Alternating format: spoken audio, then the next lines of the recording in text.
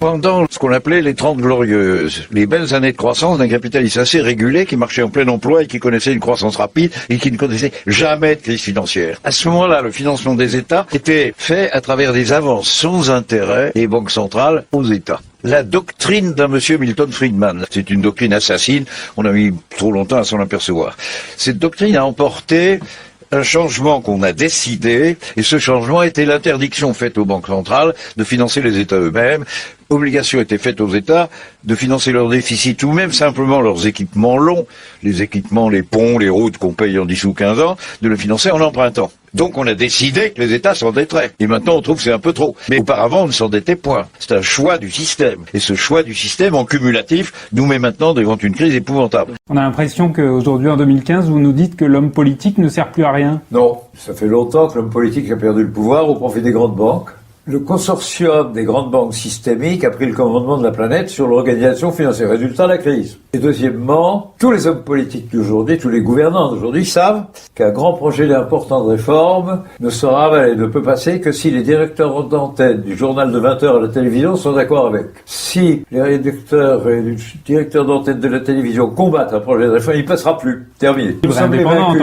À partir de 73, les conditions ont complètement changé. La monnaie s'est déresponsabilisée par rapport aux États. L'innovation financière a fait que la financiarisation devenait de plus en plus facile. Le dogme, c'était la liberté des mouvements de capitaux. Autrefois, on avait des contrôles d'échange. À partir de ces moments-là, on a libéré le contrôle d'échange. Qui est devenu le maître du système? Les financiers. C'était plus les banques commerciales, c'était plus les banques centrales, c'était les financiers. Et les financiers ont déployé leur imagination et leur innovation d'une manière géniale. Et donc, on vous passait le tapis rouge pour que vous empruntiez un peu plus. Parce que si on vous déroule le tapis rouge en vous disant mais ne vous préoccupez pas, vous avez besoin d'argent pour l'année prochaine, vous aurez tout ce que vous voulez. Vous vous occupez pas de 50 ans, vous vous occupez de l'immédiat.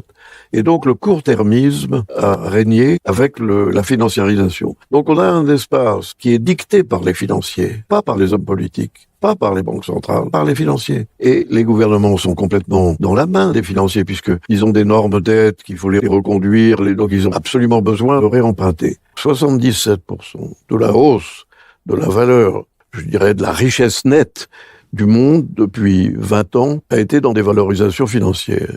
Et uniquement 23%, la différence a été dans l'augmentation de la valeur ajoutée. Donc vous avez un système qui fait que les 2/3 de l'activité humaine sont concentrés sur l'augmentation des valeurs financières qui ne bénéficient en fait qu'à 10% de la population. Donc vous avez un système qui est profondément inégalitaire et qui favorise les jeux boursiers, les spéculations immobilières, mais pas la valeur réelle.